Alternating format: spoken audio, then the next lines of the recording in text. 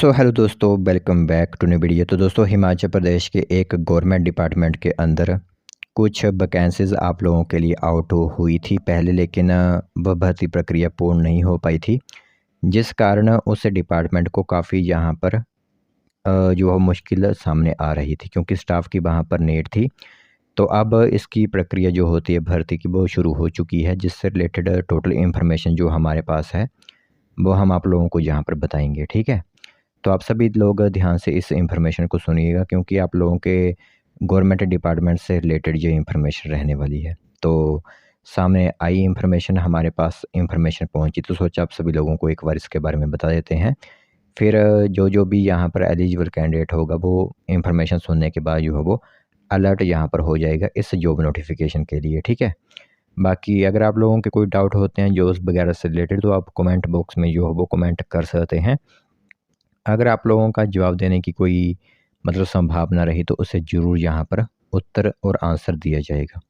तो चलिए फिर बिना बस ज़ाये किए हुए आज जिस भर्ती के बारे में हमें पता है, जो 60 पदों पर आप लोगों की ये वैकेंसी फिलअप की जा रही है, उसके बारे में आप लोगों को इन्फॉर्मेशन बताते हैं।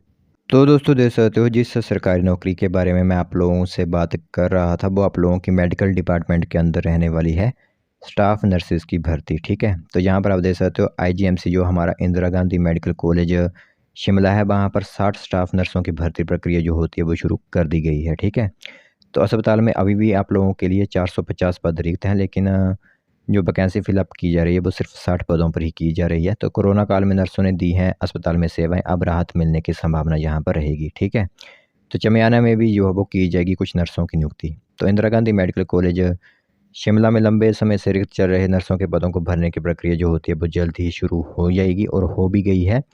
तो आईजीएमसी को जल्द ही 60 नई स्टाफ नर्सें जो होती हैं वो मिल जाएंगी। तो इनमें से अधिकांश नर्सें कोरोना काल में जो दौरान कोविड वॉरियर्स के रूप में सेवाएं दे चुकी हैं, उन्हीं को यहाँ पर नियुक्त किया जाएगा। तो आईजीएमसी प्रबंधन के अनुसार अस्पताल में वर्तमान में 863 स्टाफ नर्सों के पद स्वीकृत हैं, लेकिन लगभग 450 पद रिक्त यहाँ पर पड़े हुए हैं। इससे ओपीडी, इमरजेंसी और विशेष चिकित्सा यूनिटों में कार्यभार प्रभावित हो रहा है। तो इसके लिए ही यहाँ पर 60 पद जो होते हैं वो भरे जा रहे हैं, जिनमें से 51 नर्सें कोरोना काल में अनुबंध पर कार्यरत थीं। तो मुख्यमंत्री सुखविंदर सिंह सुक्खू की घोषणा के अनुसार कोविड योद्धाओं को स्थायी भर्ती में प्राथमिकता दी जाएगी, क्योंकि कोरोना काल में जब उन नर्सों को रखा गया था तो वो थी आप लोगों के लिए आउटसोर्स बेसिस। ठीक है, तो आउटसोर्स बेसिस पर आप लोगों को पता ही है कि कोई फ्यूचर नहीं होता किसी भी पोस्ट का।